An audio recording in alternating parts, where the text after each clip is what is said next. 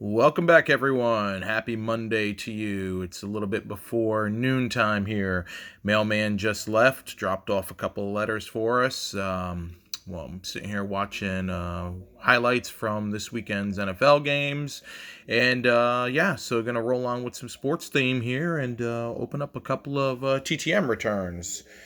So hope the weekend was good for everybody. Certainly enjoyed the nice weather here.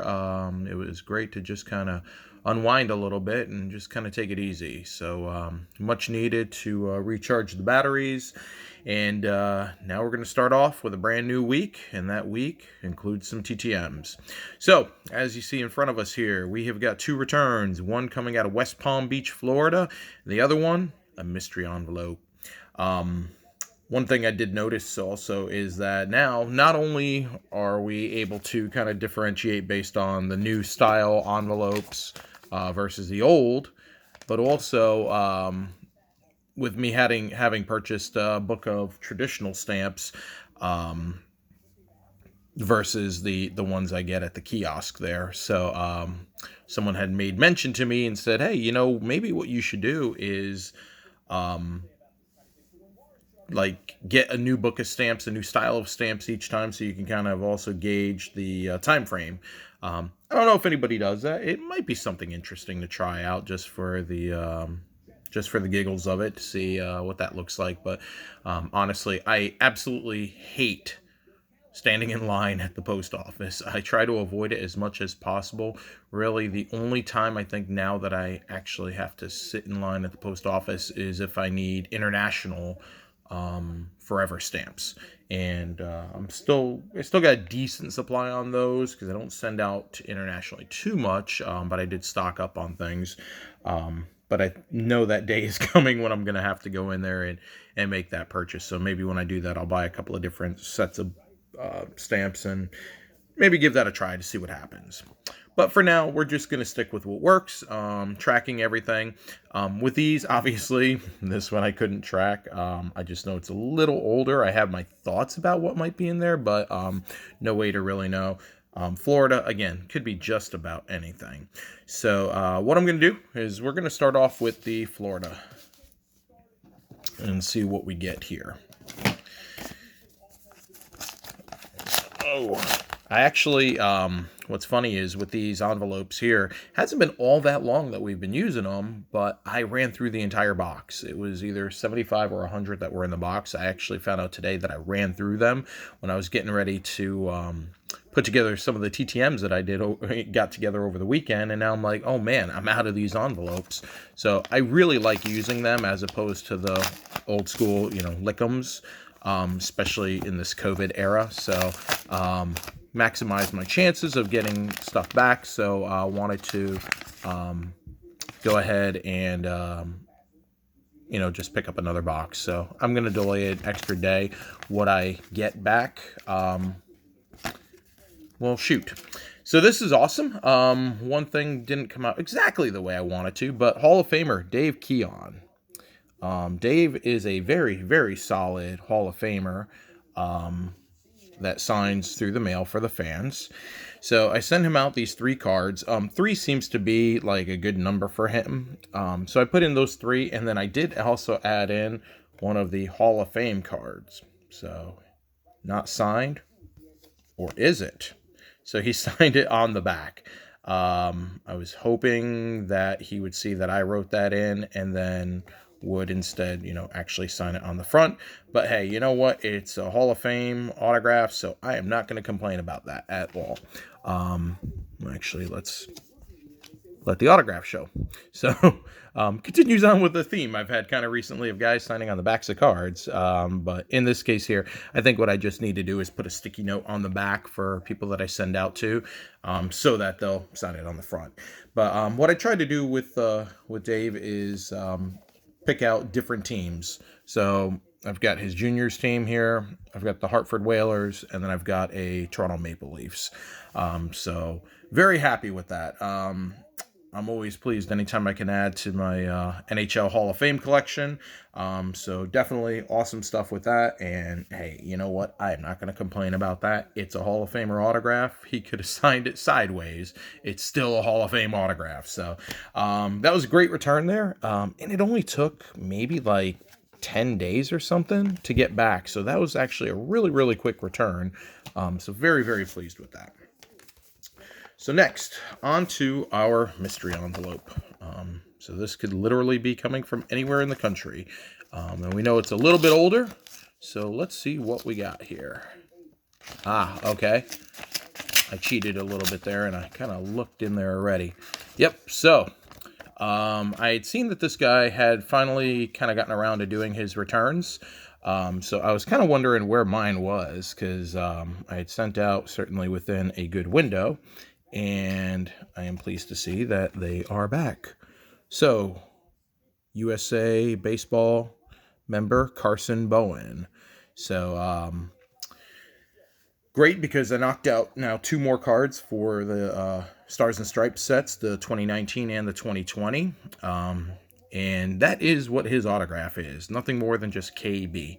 I've got a couple of his certified autographs that I pulled, and even with those, he just signs it as KB. Friend of mine had gotten him a while back and had mentioned about, oh, he's only signing his initials, and oh, he's shortening it up for guys signing through the mail. And I took a look and I was like, dude, no, actually, that's how he signs even the stuff that I can't even say he's getting paid for, because he can't get paid for it. But, the stuff that he's signing for Panini, for the USA products, that's how he signs. So this one took a little bit longer, obviously, with the old envelope with that. I know a lot of these USA kids, they have been playing in like almost like summer, I don't even want to say travel ball leagues, but they've been playing in like these summer, almost like pickup leagues, here and there, where guys kind of come and go, coming in and playing some and swapping out guys. So I've noticed that with some of the USA guys, they were signing good for a while, and then all of a sudden everything just went dry. No one was getting return to senders, just they weren't returning stuff, and little by little that stuff has started to trickle back in. And I think that's what's up, is these guys are finished up with the seasons, so to speak. And for those that aren't going to the instructional leagues, if they haven't been invited by the teams to the instructional leagues, they're finally getting back home.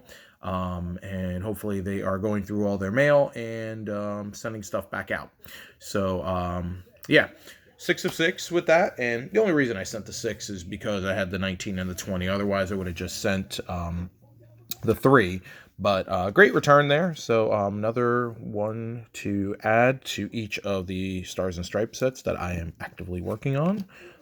I took a look, and I still got probably a good 10, 15 guys that are outstanding for the different sets that I need. So hopefully some more stuff will be coming back in soon. So for the day, we went 2 for 2. We got our 6 of 6 out of Mr. Carson Bowen. And then from Dave Keon, we got 4 of 4. So not a bad day when you can hit double-digit autographs through the mail. So lots of stuff going out in the mail. Lots of stuff hopefully to come back in. One thing I will pass along to you guys is if anyone was thinking about sending out to Olympian Simone Biles, I saw over the weekend somebody had gotten a return from her, and she had put a little typed note in there, but had said that effective October 1st, 2020, she will no longer be signing autographs. So I guess that's her cutoff with that. I do have something out in the mail to her that I did get out prior to that deadline. So fingers crossed I'll get something back soon here. But if any of you were thinking about sending out to her, you might want to save the stamps with that, especially if you're going to do something upsized like 8x10s or something. Just trying to pass along some things. Also, another little side note. This is one of the things that's funny to me.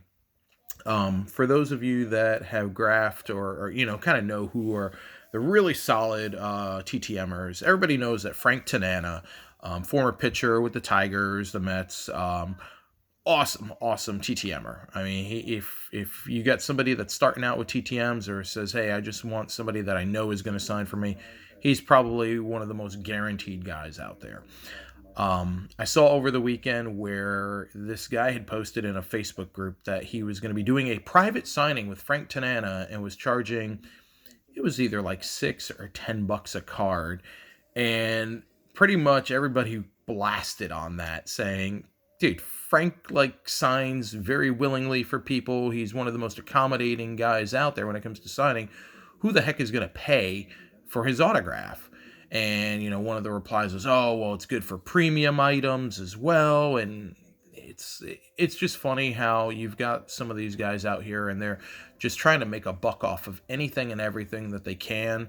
I've seen so many private signings with random guys that have been set up, and in some cases it's good. If it's a guy that wasn't signing at all and all of a sudden they pulled him out of the woodwork and people need him on sets and things, hey, you know what, more power to you. Just keep the prices reasonable. But on the flip side, things like past pros, I've seen where guys that were willing signers for free all of a sudden now have been turned over to past pros, and then with that, now all of a sudden they're charging $10 to $20 a card with it, and you got to wonder, okay, how many people are they actually getting for that? Maybe if they kept things a little bit more reasonable, or if the player came out and directly said, a guy like a Kevin Elster or Alejandro Pena, guys that are saying, hey, you know what, I want, a couple bucks a card to sign. I would much rather do that and the money go directly to the player. Or, I mean, hell, even a guy like Wade Boggs, Mike Mussina, even Rafael Palmeiro now. But, I'd rather pay the guys directly with an understanding as opposed to paying some middleman to just kind of facilitate it all.